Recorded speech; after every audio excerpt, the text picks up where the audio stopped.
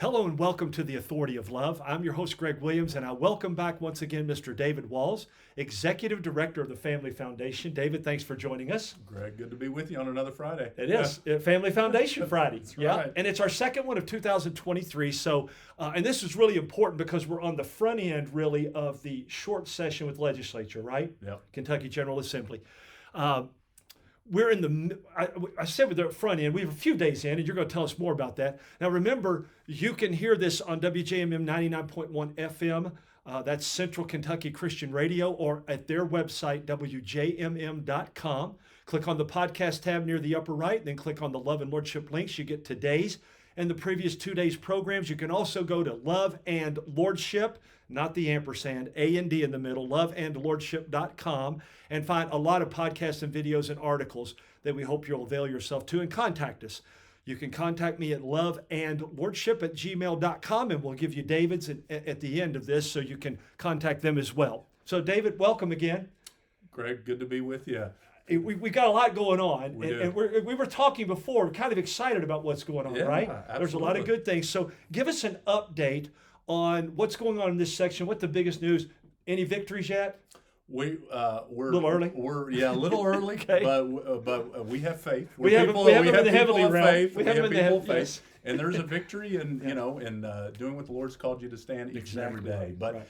this is and I know, Greg, we record these a little bit ahead of time, but we are just started back this part 2 of the General Assembly that just got going. It's a 30-day session. There's only 20-something days left now, Right.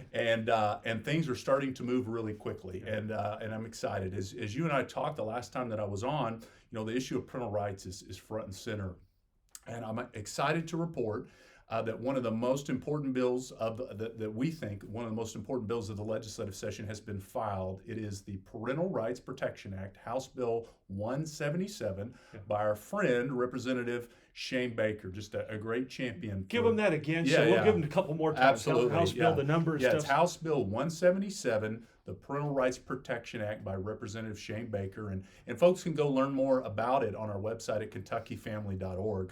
But Greg, as you and I talked about last time, there is a concerted effort to trample parental rights. We are seeing it across the nation. We are seeing, national. We've seen the president and others kind of lend into this thing that when your kids are at school in the public schools, they're not yours being parents anymore. They're ours being the government. We've seen national publications.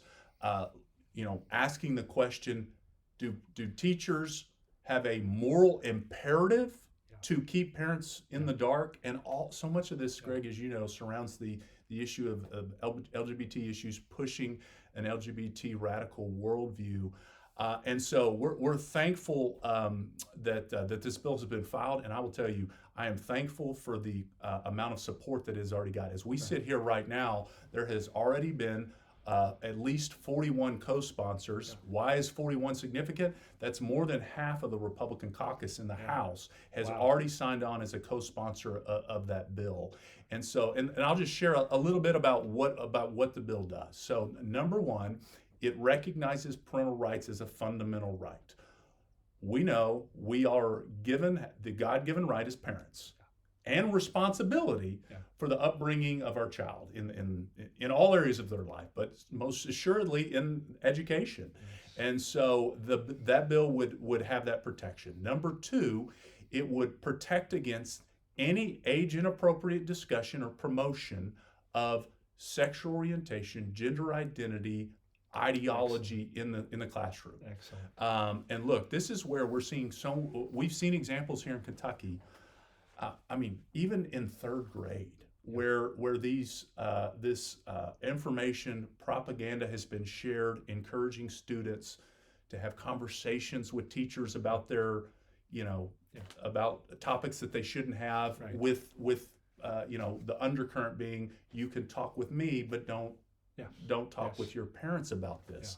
There should never be a situation where any teacher or any government official tries to encourage a child to, let's say, for example, identify opposite of their biological sex and to Gender, work in right. coordination with them to hide that from the parents. That's just, it's wrong, Yeah. and it shouldn't be happening, and we need to stop it. I want to interrupt Yeah, you just yeah, a yeah, moment yeah. because you've got more to say Yeah. about that bill, and it's very important. But David, when I did the Heritage of Kentucky program 20 years ago, 10 to Yeah. 20 years ago, and even prior to that, we were seeing these kind of things through what they called the comprehensive or safe sex education, Right. saying we need to be able to tell kids this, and parents are going to buck against it. Yeah. So we've got to do it in secret. Right. And literally, they would train. We got the training guides from groups like Planned Parenthood and others. They would yeah. go in and train the teachers on what to say and how to say it to keep it. Now, listen, your parents might not like this, so don't tell them anything, and then we Right. can share. You can share more with us. Yeah. It's grooming, It's a safe. There's a It's safe a- space here, right? It's I mean, but they're we- literally yeah. grooming them. Yeah. That's what we. No, you're yeah. absolutely right, and I'm glad you brought up the topic of sex education, or what's sometimes called human sexuality. Yes. It's not required to be taught. That's Right. a decision that the local school districts can make. But this bill actually addresses that too. And what it does is it just flat out says in elementary school, in kindergarten through fifth grade, you can't teach human sexuality. Period. That's powerful. And then in 6th through 12th, what it requires is if a school district chooses to teach human sexuality, and I should remind folks, we do have some good language. If a school does choose to teach human sexuality, there's some great language already in law that Yes. says you got to teach abstinence and Yes. some of those things. Right. But if a school district chooses to teach human sexuality, 6th through 12th, then they have to provide an ability for parents to see all the curriculum, and they have to get an active opt-in from Wonderful. the I was parent. going to ask you that. That's So great. that has been, Yes. there's a lot of states, Texas, state where I grew up for a long time has always had an opt-out provision, Yep. and they recently went to an opt-in. And that's just a way to really engage parents at a higher level. right. So many times, there's a lot of things that are sent home, and, does the parent really take the It time could be and slid down into opportunity? 10th I or mean, 12th these page, are right? important topics. Yes. And in most contexts, these are conversations that need to be had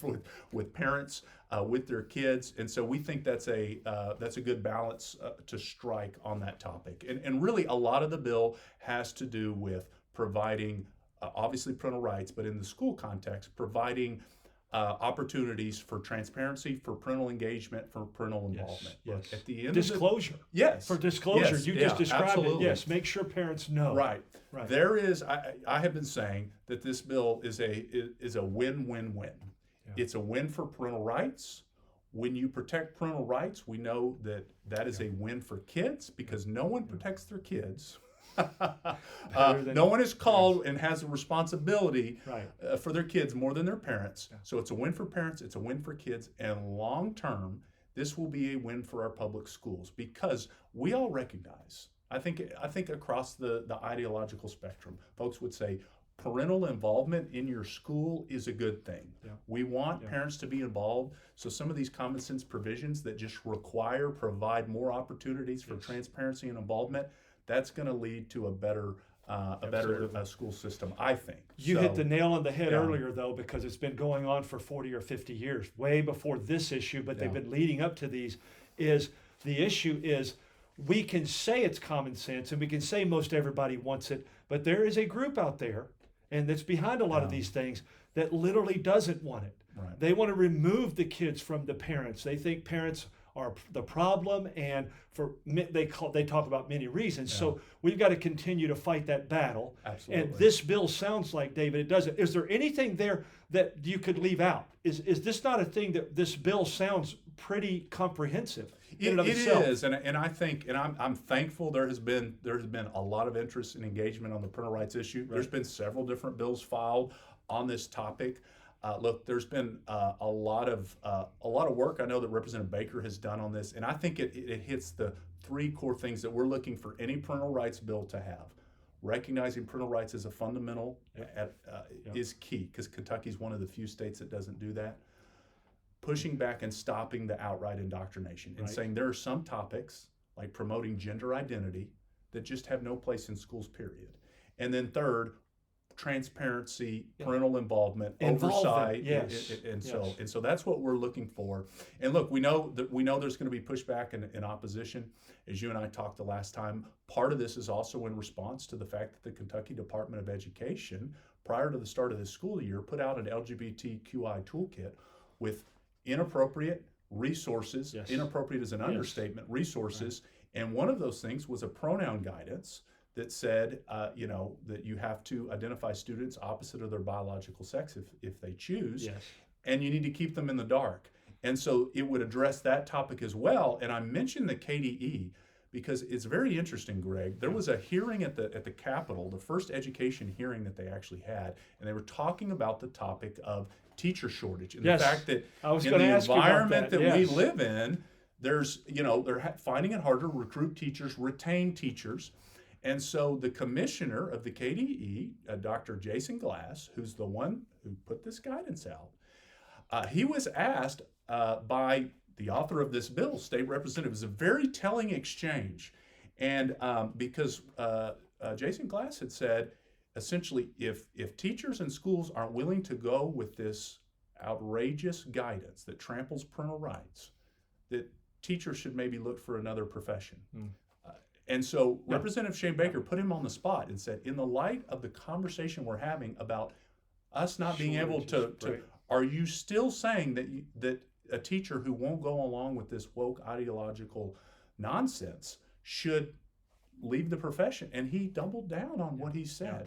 So it is sometimes these hearings that go on at the Capitol, even on issues that aren't related, or seemingly might be unrelated, can have some interesting Yes. statements with all kinds of implications And So, ramifications. ramifications. That's exactly right. So, Well, gee, we're almost out of time. Are we? And I wanna, yeah, but we're going to be back every Yeah, 2 weeks is our absolutely. plan. So you'll get more of an update. Give them your information again, how they can contact you, and what they can do about this, or you will give them more as it comes along. Give that before I yeah, close out here. absolutely. Go to KentuckyFamily.org. We've got information about the bill and other issues. We've got an action center where folks can take action and directly contact their representatives, encourage their state house member, if they haven't already, to sign on to the bill. And as folks know too, I'll just give a quick plug. We put out a Kentucky Citizen publication. We just went to print on our special legislative edition of our Kentucky Citizen that we put out. Be looking for it in the mail if you already get it. If you don't, sign up. And if you would like it electronically, we'd be happy to email it to you. Just a great resource that we put out that covers other bills and other issues that we didn't have a chance to talk about today. So it's info@KentuckyFamily.org. KentuckyFamily.org. That's a great email address. And then to the website. Site is just Kentucky Family, Kentucky spelled out, .org. Family, yeah. So go there if you're interested or you want to know more. I can't praise enough what David and the Family Foundation, Michael and others that I've known for a while now, they're doing a great job. And we need this. We need this not just for Kentucky, but we got to dig deeper. We need this for schools, for families, for parents. When you destroy marriage, you begin to destroy the family. And that's how you get government control. And while we need government, let's not throw that out that baby out with the bathwater. Right. While we need that, we want to make sure it's in its proper place. Absolutely. And they're supposed to be public servants. Right. I hope they never forget that. The good ones don't. And they right? serve parents. Exactly right. They serve our. That's ultimately who That's they're exactly serving. right. So you can contact them at KentuckyFamily.org. Loveandlordship@gmail.com is mine, and you can find us at loveandlordship.com. Thank you for joining us. Thanks for your prayers. Thanks always to the Lord. Make it a great day, and God bless in Christ. Stay tuned for Bill Reeser and Encounter. And I'm Greg Williams. You're listening to The Authority of Love.